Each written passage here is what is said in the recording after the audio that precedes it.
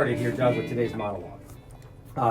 Many of you may have gone to college, and maybe you went to a state school, you went to an Ivy League school, and let's say you came out and you're a doctor or a lawyer, or you hold some other high-level professional degree. You decide to join the workforce. You have to decide, where are you going to work? Are you going to get a job with a big firm? Are you going to get a job in a hospital? Are you going to think about going out on your own and starting something all by yourself? How many people have asked themselves this question? How many of you are sitting in your office right now holding these degrees but wondering, why are you not as successful as the next guy? You know, my parents told me when I went to college that I should become a doctor, become a lawyer, because that's where the money was. That's what I had to do. But how come you're sitting in your office right now and you just don't feel like you've taken it to the next level? You don't feel like you've accomplished everything that you thought you could.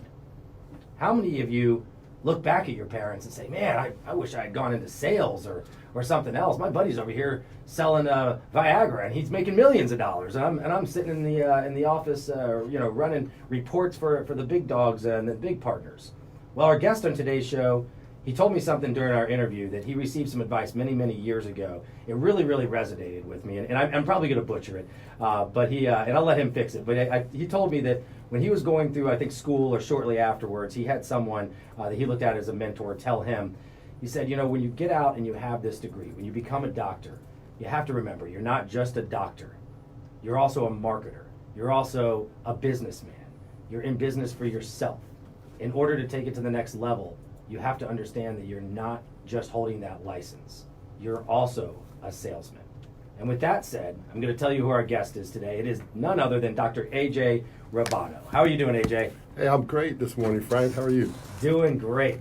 Thank you for coming on the show. We were introduced to Dr. Rubano here by Rick. And Dr. Rubano, you are way more than just a doc, than just a chiropractor. He has 14 offices across 9 counties here in the state of Florida. Is that right? That's correct, yeah. Right. Most of them are here in kind of the Tampa Bay, Pinellas, Hillsborough County. Tri-County area. The Tri-County area, which ironic. That's the area that our broadcast hits, is this Tri-County area. And Dr. Rubano, he impressed me, when we first talked on the phone, I thought I was just talking to a regular chiropractor. Just a guy, and that's all you did was crack backs. But when we started talking business, I found out Dr. Rubano's written a couple books, which we are going to get to later in the show. I haven't even had the chance to read over what they are yet.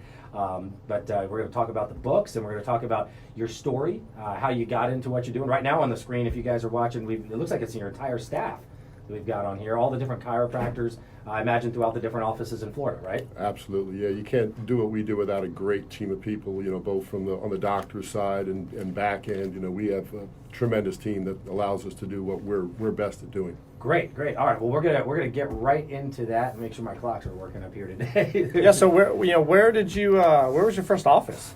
So I actually started practice in 1993. I know I look like I'm 12 years old, but 1993 back in New Jersey. My first practice was in Monmouth County, New Jersey. I actually practiced with the guy who was my chiropractor when I was in high school. And when I graduated from chiropractic school, he took me on as a partner. Wow. And then when you came down to Florida, where was your first practice, your office there? Sure. So I started in Florida. I got tired of the cold up north. I had to come down here where I could play some golf and be around people that were maybe a little bit more energetic and positive. So Nice. I went down to the southwest Florida. I started in Fort Myers. Nice. Okay. So tell us your story. How did you decide to be a chiropractor, and what brought you into it? I mean, obviously the warm brought you to Florida, which is great, and Fort Myers is a great area to start in. But give us a little background on what made you do what you do. Absolutely. So, I'm totally passionate about what I do. I've been practicing 26 years now, and it feels like I've been practicing 2 weeks. When I was a sophomore in high school, I was a baseball player, suffered some injuries, and I had a condition where I would throw maybe about an inning, 2 innings, my right hand would go numb. So the traditional methods that the athletic training staff sent me to involve cortisone injections and maybe even potential surgery. My father actually was a school teacher, and he met a chiropractor at a job fair in his school. He introduced me to the chiropractor. He adjusted me a couple of times. The numbness stopped, and I was able to continue my baseball career. So I realized if I wasn't going to be good enough to play baseball professionally, I needed to do something like that. So I knew as a sophomore in high school, believe it or not, that's what I wanted to do. Wow. that's very rare that anybody knows. I mean, I don't think I knew what I was going to do until about a junior in college. I was way out of there, way out of college, and even still, I never thought I'd be a roofer. So, but I think it's interesting that when you just basically decide to be a doctor, and what most people do is they go and they have one office. And I think it's tremendous that you had the intuition, or at least the knowledge, or the someone pushing you to do multiple offices, because that's really how that's how you be successful in the world. One office is great, but more is better. Scaling, and that's what we want to focus on. Tell us a little bit about the person who gave you that advice. You told me in the pre-interview. Who was that person that gave you that advice that I think ultimately led you down your path? Sure. Well, actually, when I first started practice, and I had the ability to attend a lot of continuing education, so I met a chiropractor by the name of C.J. Mertz. And C.J., the exact quote was basically, you are a chiropractor. You're not just a chiropractor. You're a marketer of chiropractic services. If you want to be successful, you have to learn how to promote yourself, because you could be the best doctor in the world, but if nobody's walking through your office, you can't help anybody. So you can't feel bad about building a business. You have to realize that's a part of what you do if you want to be successful.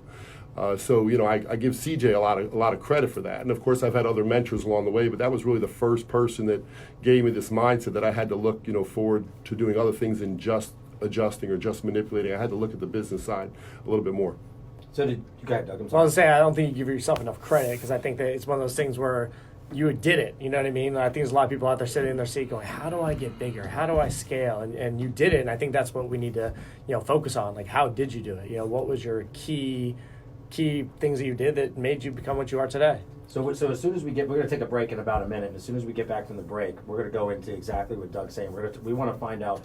First, you started with one office, obviously, right? Correct. We want the listeners to know what brought you from that one office to the second to the third. And you told me a little bit about how you guys offer different services, not just chiropractic. And I think that's part of your equation, that you figured out a niche that others maybe haven't done.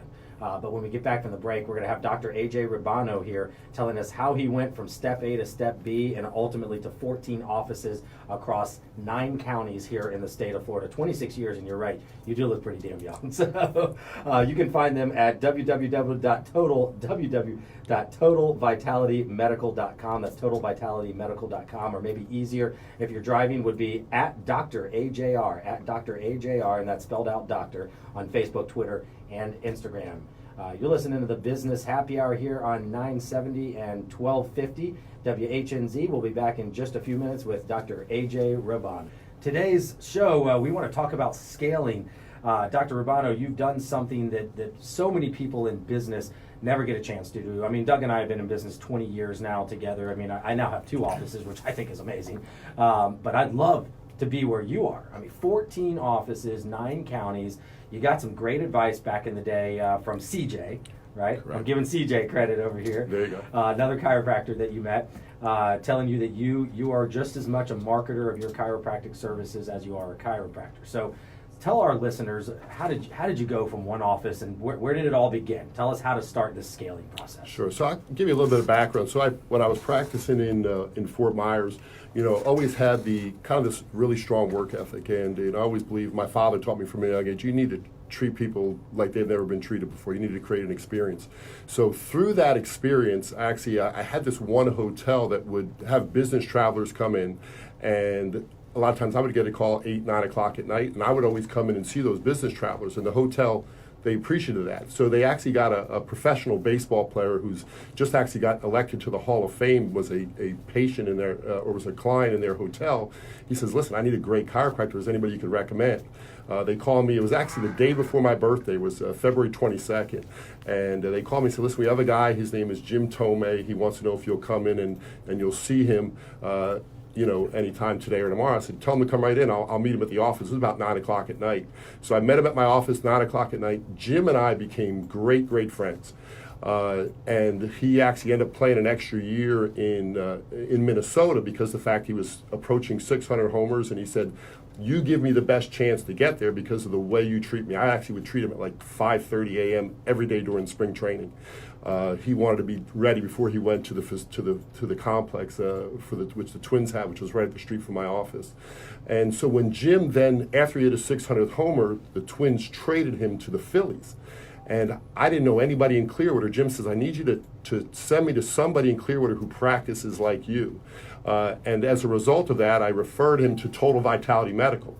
At the time, Total Vitality had 4 offices. I referred him to Total Vitality. I became great friends with one of the partners, one of the owners, who's actually another mentor. He's my best friend. His name was Dr. Brian Wolstein. And so Dr. Wolstein and I became great friends. And as we talked more and more, we realized he had strengths and I had different strengths. And if we put those strengths together, we could open up many more offices than we had. So Brian invited me out in 2015 to come up and to revamp his Tampa office, which was kind of struggling. It had been there about 6 years. And he said, listen, can you come and infuse your energy and what you do into our Tampa office? And perhaps doing that, we can then start to scale out. So the Tampa office we took from the year before I got there, grossed about $160,000. Last year we grossed over $1 million.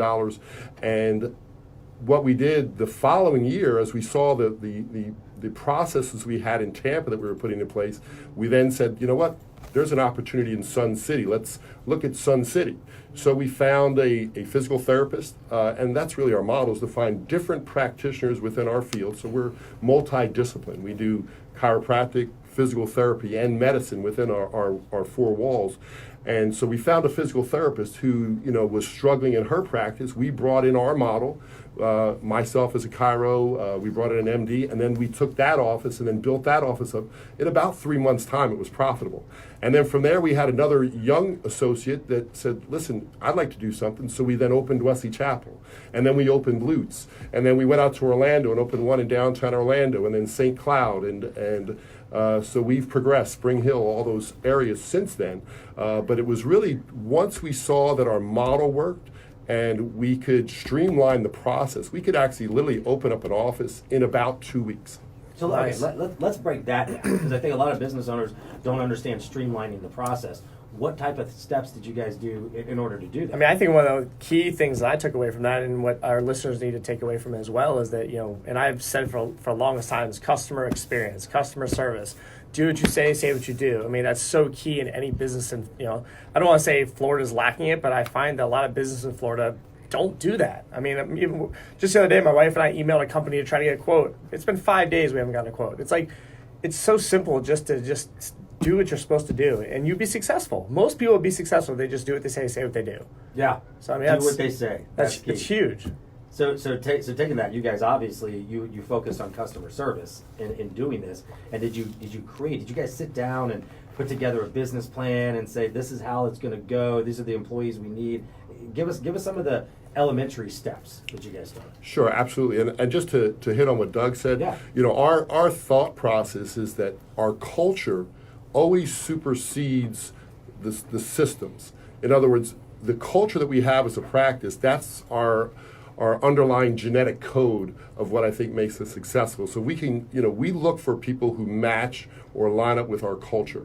You can always find great practitioners or great front desk people that may have great skills, but if their attitudes and mindsets don't line up with our culture, we don't hire them.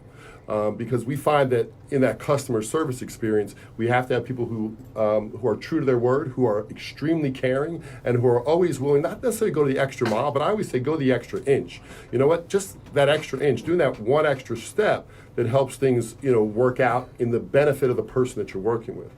So it's a habit that I actually learned from a group that I'm a part of called B&I. It's called Givers Gain.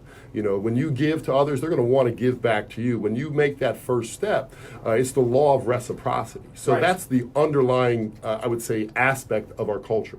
So with that in mind, we go into a situation or a practice situation and say, okay, so these are what we need. So in that, we'll take that Sun City example. Okay. We had a physical therapist. We had a great physical therapist. We needed a chiropractic physician. We needed a medical physician, and then we needed support staff. So immediately we are in line to find all those different components and then put them in place. And because we know, how quickly we can bring in business, our big thing is we never go to an area where we only have 1 or 2 referral sources. We need to have 3, 4, 5, 6 referral sources, plus some of our own ways of generating businesses just off of our own attributes. So you're scoping out the area first, much like a restaurant would go and do market research to find out if people are going to eat a hamburger. Yeah, or you something have like to. that. You're figuring that out. Okay. Absolutely. And I would say in some degree we have an unfair advantage because a lot of times before we go to an area, we already have strategic partners of ours saying, do you have an office here? Do you have a location here? Or do you know somebody you can refer me to out there? So after I start to get that 4 or 5 or 6 times, we're saying, well, why are we referring when we could just open up and that's our spot? They already know how we're going to handle people and how we're going to treat people, so they're much more comfortable with working with us. Got it. Guys, that's Dr. A.J. Rubano talking to us about scaling the business and the unfair advantage, which is true, but that's not necessarily an unfair advantage. It's just good business. You're thinking ahead and knowing that there's an opportunity here. We're going to take a quick break here on the Business Happy Hour. Don't forget, if you guys want to call in, well, you're welcome to anytime during this show. And when we get back, we're going to talk scaling your business with Dr. A.J. Rubano. In studio, we have Dr. A.J. Rubano, and we are talking all kinds of things. We're about to get into scaling your businesses. Dr. Rubano came down from the north, the cold north, into sunny Florida, actually because he had met a baseball player, right? And the baseball player he came down here, got traded, and needed some help, and you referred him to someone, and the rest was history. You guys now have 14 offices across 9 counties here in the state. Yeah, I think one of the things your last thing you talked about was process and culture. I think that's something a lot of people don't think about as much as they should. You do have you have people working closely together, so you have to have a good culture, but you also have a good process too. I mean, your business can't run and function properly without that. So Doug, of all the guests we've had on, I feel like that's a repeating theme: culture. Remember Chris Areola, the restaurant. The restaurants are huge with culture. But even process. I know a lot of people have businesses that don't even have a process. Right. It's just fly by the seat of their pants, and that's when as you scale, that process is huge. So you can have a process, but if you don't have a culture that everybody doesn't buy into, then the process won't work. And I wanted to ask Dr. Rubano, what happens as a business owner, or have you experienced this as a business owner? You've got the process, everything's perfect, you've got that really hard worker, but he's just not buying into the culture. He's not going, like you said, the extra inch. We always say the extra mile, but even an inch goes a long way. What do you do with that employee? Do you keep them? Do you move them? Or if they're not in the culture, is it just that you can't have them? So, in my experience, it's unusual, or it's rare to get somebody who's not buying in to suddenly buy in. I mean, I'm always the type of person who believes second, third opportunities. So you always you do your best to try to bring your person around to your way of thinking, the company's way of doing things. But ultimately, if somebody's there, it's like a good sports team, right? If you have somebody on that team who's a cancer, they could be the greatest ball player, but if you don't have that synergy, you're not going to win a championship. So I don't want to finish just in first place. I want to win championships. Lives depend on what we do. People's health depends on what we do. So ultimately, if they're not buying in, and relatively short, you can usually tell pretty quickly. It's a lot easier to teach people the processes than it is to teach or change their attitudes. Right. Sometimes it's just ingrained. Yeah, it's funny you bring up the sports analogy, because my business partner and I, we always talk about our team. We have a team, and so right now we have a bunch of crews, and we have one crew that they don't feel like they're on the same team. So we're unfortunately they're on their last job now. We're going to let them go because they're just our team isn't working well together. It's not even though they're hard workers, though they get it done. Exactly, but that doesn't always matter.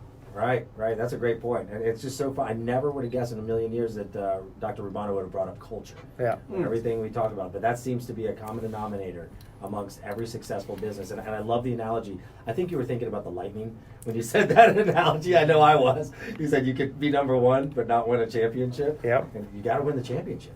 Finishing first doesn't matter if you don't win the championship. That's what it's all about. I mean, I will say, it's interesting that you asked that question, because I brought on a new staff member about 7 months ago, and I had a young lady who was there before her, who was excellent at the nuts and bolts of the job, but when it came down to how she treated people and her general attitude, it never lined up with our philosophy. I'll stay in the office till midnight. I can't have employees who want to run out at 5 p.m. Right. If there's an emergency, we stay over, we stay later, and I'm going to give a kudos to my office manager, Lucia, who is really helped transform our office. And I've literally seen us go from seeing on average between 30 to 40 patients per day to seeing, yesterday I saw 73. Wow. And the great news is nobody waited because of those systems and processes we have in place. So you're not waiting for hours and hours. It's not the typical doctor's office waiting room. You know, Hour and a half later.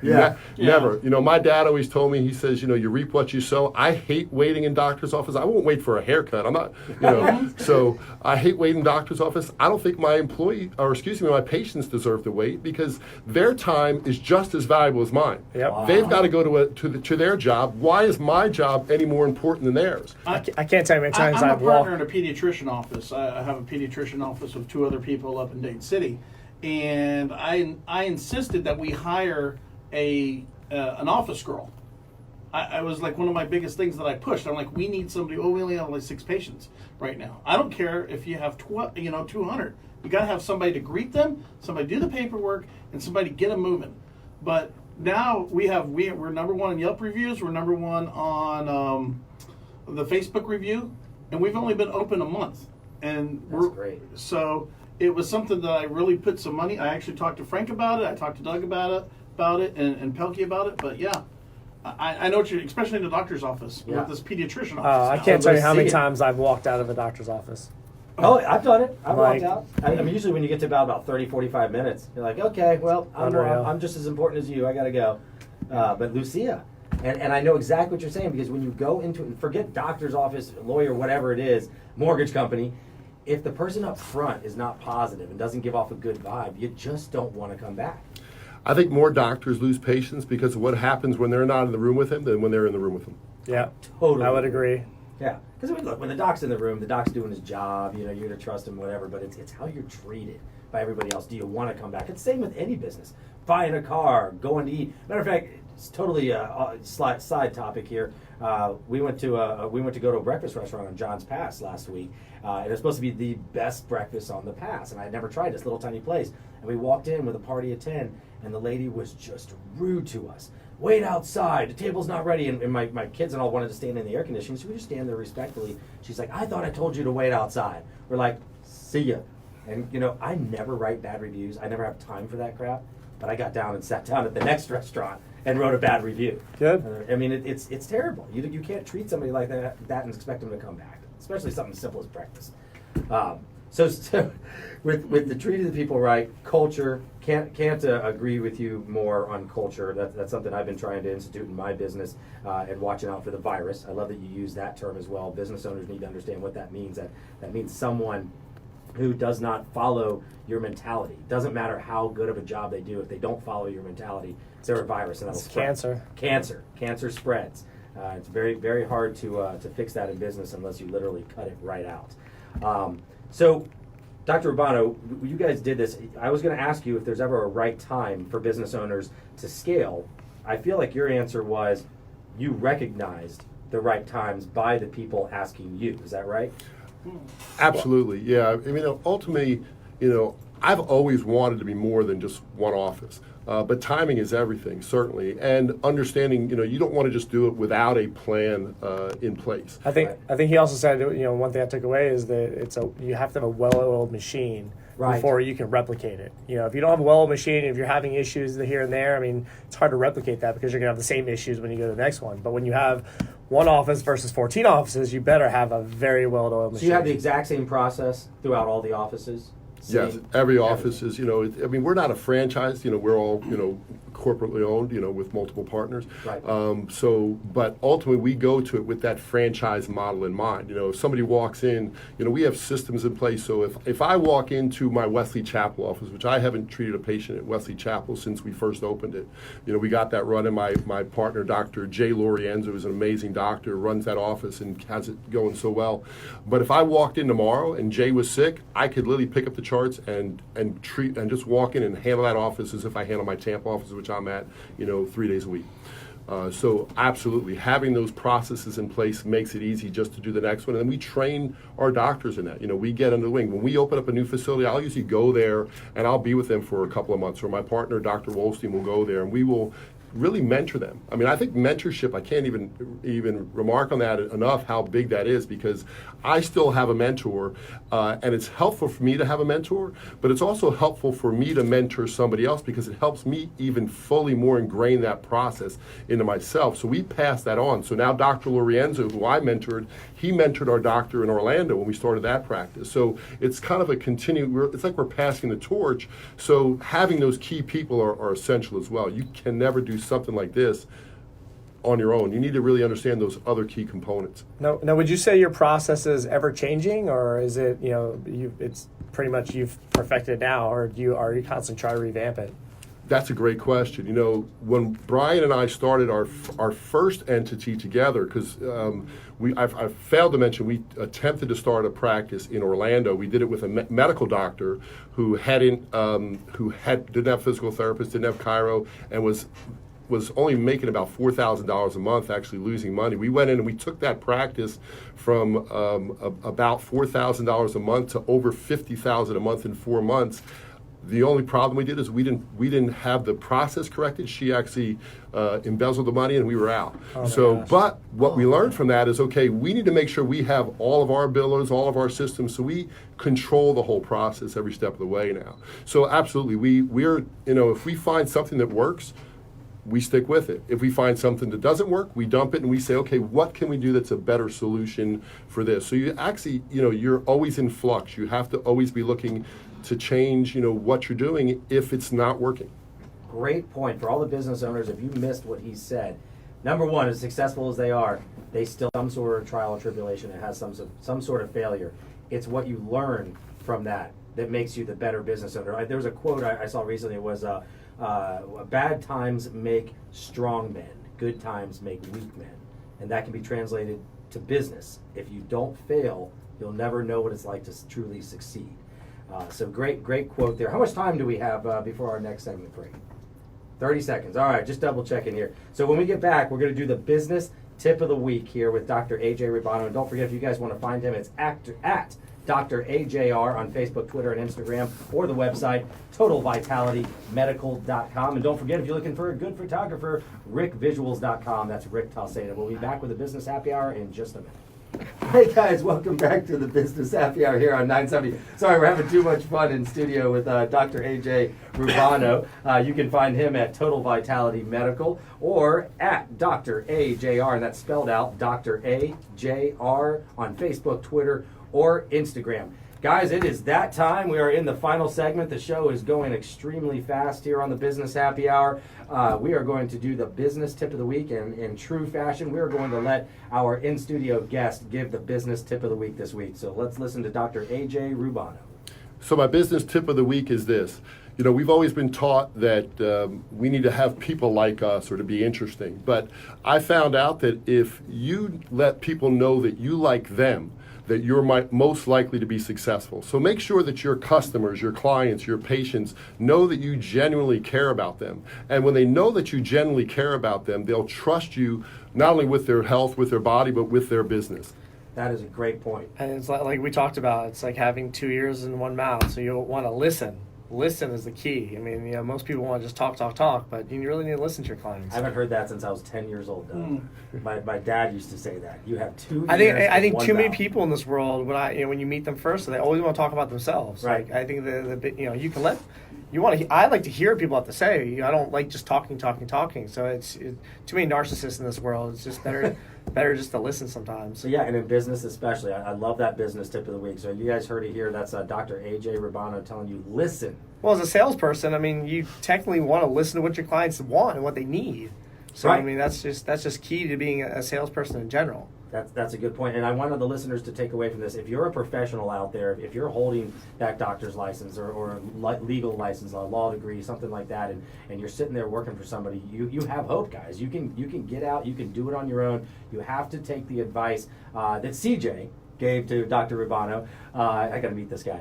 And said that you are a marketer of your services. You're a marketer of your services. You're a salesman. You're not just a license holder. And if you want to be a license holder, then you're never going to be successful in business. Speaking of success, This happens so often when we have successful guests on the show. You guys bring books, and I had no idea in all of our pre-interviews that you're a published author. And I just got a chance to learn about the books here recently. You've got 2 of them, and you brought them in. I'll put them on the screen here. Gary's already got them on the screen. Matter of fact, you can buy it on Amazon right now through Gary's link. It's the first one is Shake Off the Snake. Shake Off the Snake, and this one I'll let you tell us a little bit. But this one is about when you got into business, or your beginning of your life was overcoming fear and anxiety, right? Correct. Yeah. A lot of people think that people are successful; they're just born that way. And ultimately, I found that life comes at you hard. I was 19. I was I was already out of my house. I was married. I had a little daughter. Became a single dad about age 20, and had to kind of help raise her for about 4 years. And it presented a lot of challenges. And on top of that, going through school, and I was diagnosed with type 1 diabetes at 21. So all those different things kind of came on. And you know what? I had so many people saying, you should do this, you should maybe take this medication, you need to do that. And I said, ultimately, I just had to dig deep within and figure out, okay, I can overcome this. And that's really what that book is about. It's about overcoming obstacles, overcoming anxiety and fear, and even when you're afraid, to still take action steps. That is great advice. And the name of the book, again, is Shake Off the Snake, Making the Shift from Wearer to Warrior. Making the shift from wearier to warrior. I can't read. When you get weary, they say don't be weary in well-doing, so it's making the shift from wearier to warrior. Wearier to warrior. See, it's probably better if I read these things before I actually say them. And then we have a second book that you've written. Now, this one is the culmination of a lot of your knowledge. This one is called Be, Do, and Have. Maybe daily attitudes, affirmations, and actions that lead to uncommon success. Tell us about this book. So, I learned that to be successful in life, you have to have great thought processes, and you also have to have great action. One or the other, you're going to lose incrementally. I always like to say that attitude times action equals success. So this book really just deals with, making positive affirmations, having positive thoughts, but then putting those thoughts into practice. And that's the only way you're going to ultimately be successful. You could think and maybe grow rich, or you could think, be, do, and have and grow rich, is really the way I like to put it. So there are so many, I can't remember the term we used to use, but there's so many couch millionaires out there. Guys who sit down, they come up with genius ideas, and some of them are seriously good ideas. But if you don't affirm yourself and then take the action, you will never find the success. Yeah, having a positive mentality and being positive all the time is great, but like you said, if you don't put the action in place. Right, and by the way, if you're a business guy, let's say you're busy and you have not a lot of time, but you have some really good ideas. Guys, hire somebody. Find the right person to take these actions for you. Or find the right groups to be involved in. Right, and that's another good thing. We talk about partnerships in business. A lot of times that's a good thing for a partnership is one guy has the idea, the other guy knows how to implement. And that's very important in all aspects of business and life is you have to be able to take the action. The idea without the action is nothing but an idea. You don't make any money on it. So Dr. Rubano, it's been a great show having you on today. It's been my pleasure to be here. I'm super excited to be here, and hopefully everybody's gotten a lot of value out of what we've had to say today. Absolutely. I know I have, and Doug has as well. I want to leave all of our listeners with a couple thoughts here, and that's hiring the right people, but having the right culture. That's a big thing that Dr. Rubano brought up to us. Culture. That's something that almost every successful business owner that we have on the show likes to emphasize, no matter if you're a restaurateur or a doctor or a roofing company or a mortgage company. If you don't have the right culture, you're never going to have success with your employees. And all of us have that employee that fits the bill in all the aspects but doesn't find the right culture. And you have to be able to take the action to do the right thing, whether it's keep them or move them. Some of the other things we talked about was making sure you're marketing your own services. What was the guy's name again? We got to give credit to C.J. Mertz. C.J. Mertz. And then how about your employee? We have a couple extra minutes. Let's give her another shout out because I love it. You said you went from 40 patients to 70 because of her attitude. Absolutely. Well, she's a big part of it. That's Lucia Franco Estrada. But we also have a great team in my office. Christy Correnti, Steve Harvey, Sonia Seal, Ellen Devine, Wanda Spear. These are all great partners of ours. That we're a team. I don't ever see there's never a boss-employee relationship. We're always, we are team members and teammates, and we work together to bring people the best experience. That's great. Well, thanks again for coming on the show, guys. If you need to find Dr. Rubano, you can check him out at Dr. AJR, and that's going to be doctor spelled out AJR on Facebook, Twitter, and Instagram, or TotalVitalityMedical.com. Thank you again for coming on the show with us. Yeah, thank you so much. Absolutely. We'll see you guys next week on the Business Happy Hour.